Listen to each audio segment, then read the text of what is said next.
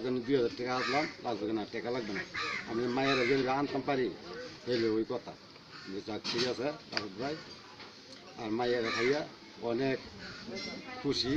আর কি কমু আসুন ভিতরে 6 বছরের ভিতরে আগুন অন হয়েছে ফানি, যার কইয়া শেষ করতে পারি না ভাই।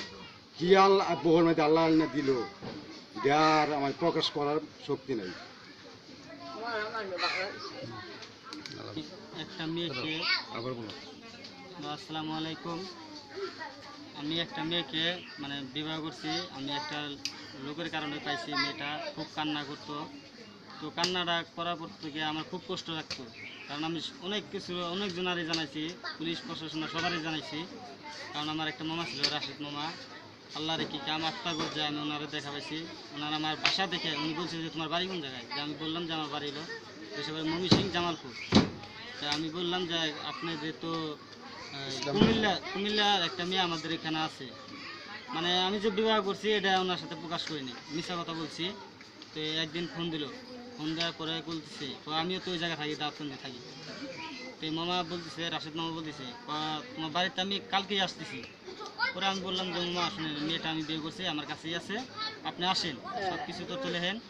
তো সব কিছু তথ্য লিখছে, মা বাবার নাম সবার কাছেই বলতে পারছে, মামার নাম একটা বলতে পারছে, খালার নাম একজন বলতে পারছে, কিন্তু থানার নামটা বলতে পারে না, খালি নামচন্দ্রপুর বাজার কয় আর ফর্দাবাজ কয়, এইসব নাম বলতেই পারে না, আর থানার নামও বলতে পারতেছে না।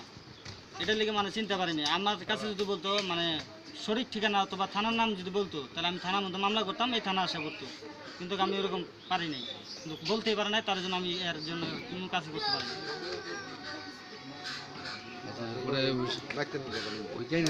মানে সে যে এত বড় না করে যে সে আমি বিবাহ করছি আমার ওয়াইফ 2019 সালে। আমি একজনের মাধ্যমে পাইছি, রাশেদ নাম, তার বাড়ি হলো পার্বতীপুর থানা। ওনাকে আমি খুঁজে পাইছি, উনি ফেরস্তা হয়ে আছে আমার কাছে। ওনার কাছে সব কিছু ভেঙে যাওয়ার পরে উনি আমার শ্বশুর শাশুড়ি সবারই খুঁজে পাই দিচ্ছে।